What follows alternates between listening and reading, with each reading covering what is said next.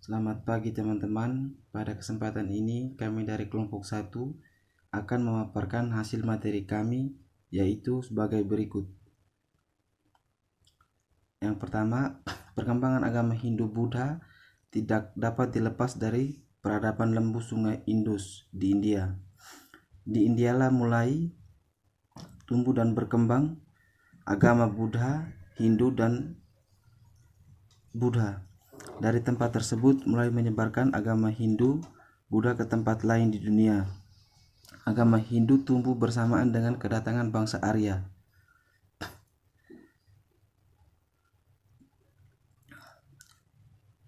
Atau ciri kulit putih, badan tinggi, hidung mancung, ke Mohenjo dan Harappa atau peradaban lembah sungai Indus melalui celah Kalber pada tahun 2000 sampai 1500 sebelum Masehi,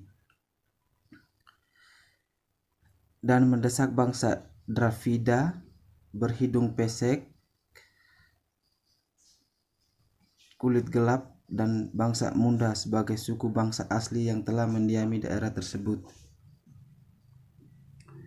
Bangsa Arya sendiri termasuk dalam ras Indo-Jerman. Awalnya bangsa Arya bermata pencarian sebagai peternak, kemudian setelah menetap mereka hidup bercocok tanam. Bangsa Arya merasa ras mereka yang terlalu tinggi sehingga tidak bercampur dengan bangsa Dravida, sehingga bangsa Dravida menyingkir ke selatan pegunungan Vindhya. Orang-orang Arya mempunyai kepercayaan untuk memuja banyak dewa, dan kepercayaan bangsa Arya tersebut berbaur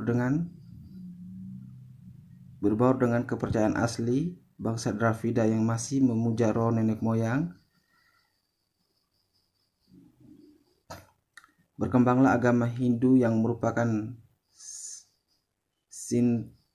sinkretisme atau percampuran dan antara kebudayaan dan kepercayaan bangsa Arya dan bangsa Dravida, dan terjadi perpaduan antara budaya Arya dan Dravida yang disebut kebudayaan Hindu atau Hinduisme.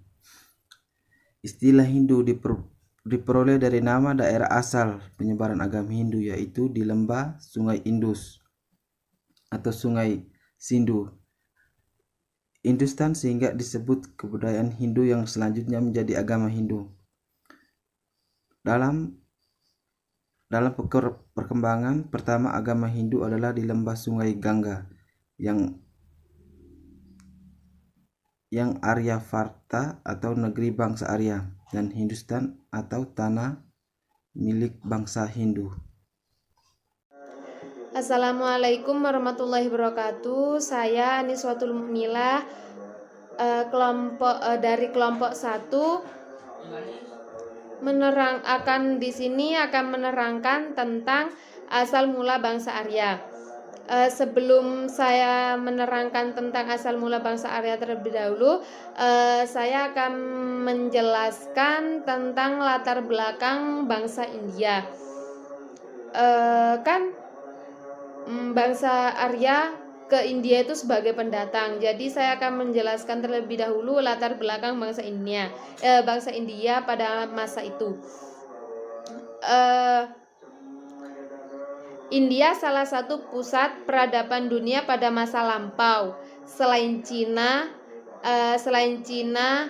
Persia dan Eropa, Persia, Timur Tengah atau Eropa, terletak peradaban terbesar bangsa Arya. Jadi pada masa itu di bangsa Arya itu juga memiliki peradaban yang besar yang letaknya itu ada di Mohenjo-daro dan Harappa. Jadi pusat peradabannya itu ada di Mohenjo-daro dan di Harappa. Dan suku asli India itu sendiri adalah suku Dravida. Dan suku Dravida itu yang kemudian eksistensinya sedikit demi sedikit tergusur oleh kedatangan bangsa Arya dari Asia Barat. Jadi eksistensi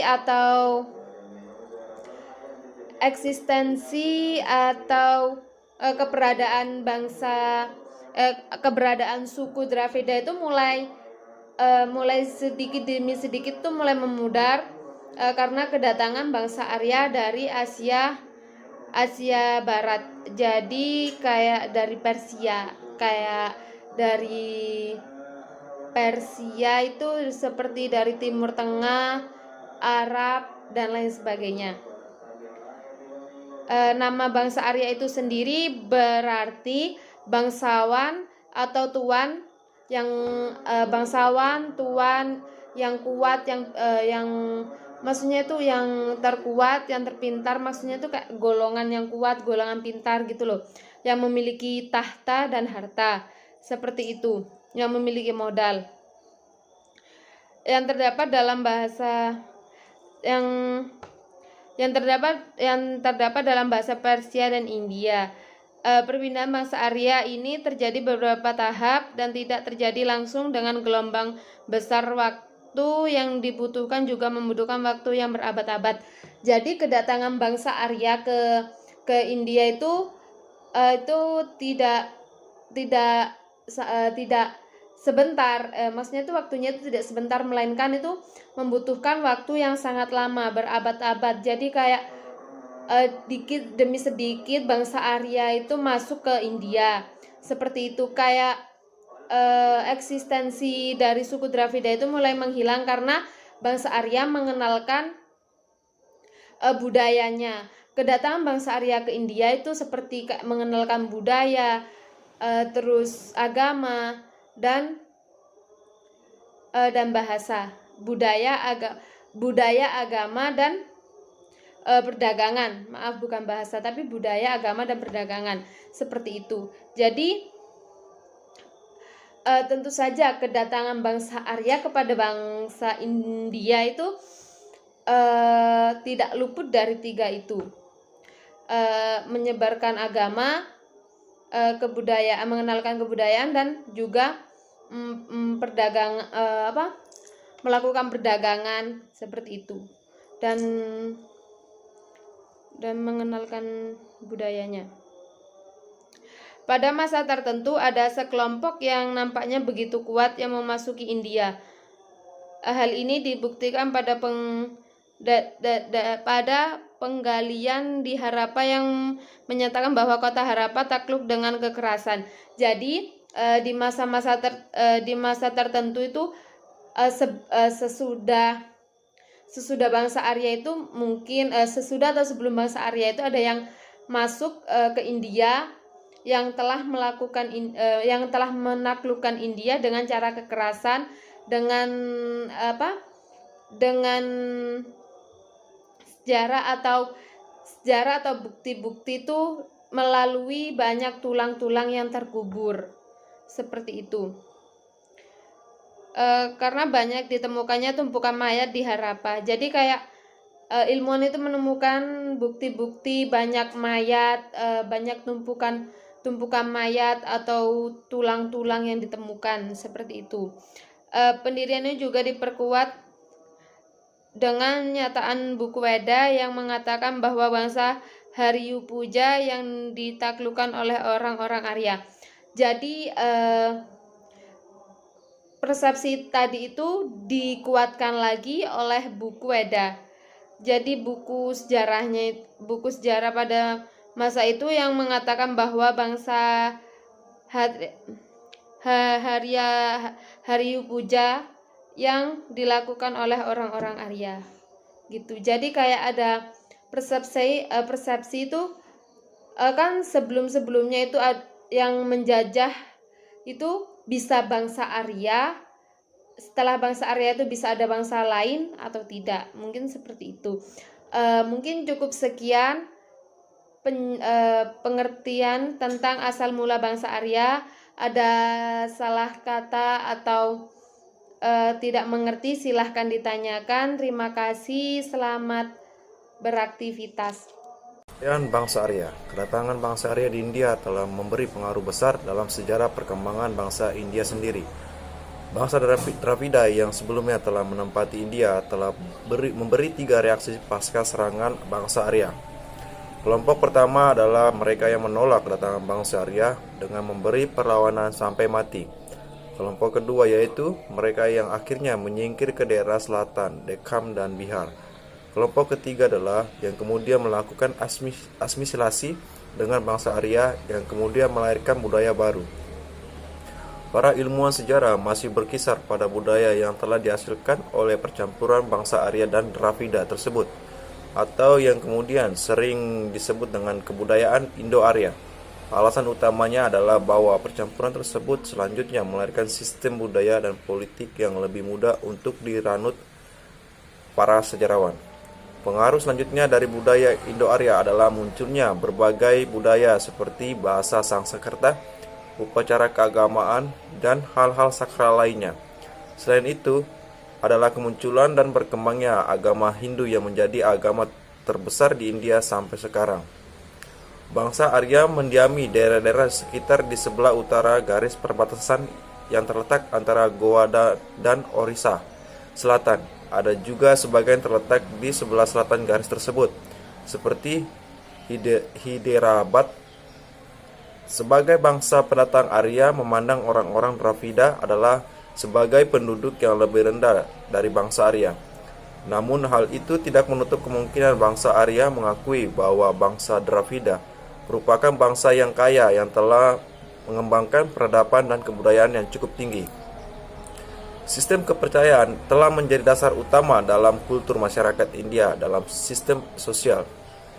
Eksistensi kasta sebagai pembagian kelas masyarakat India merupakan bentuk nyatanya yang tidak terhapus begitu saja hingga saat ini. Brahmana sebagai kasta tertinggi di India tetap dipegang oleh bangsa Arya sendiri, sementara Ksatria, Waisya, dan Sudra adalah kelompok sosial yang mesti mengikuti hukum yang telah dibuat oleh para Brahmana.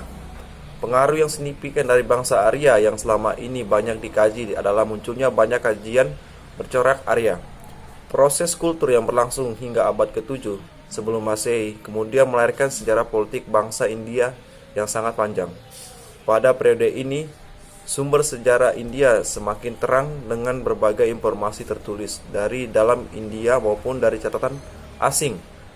Beberapa kerajaan penting pada masa awal perkembangan Arya adalah Gandhara, Kosala, Kasi, dan Manghada.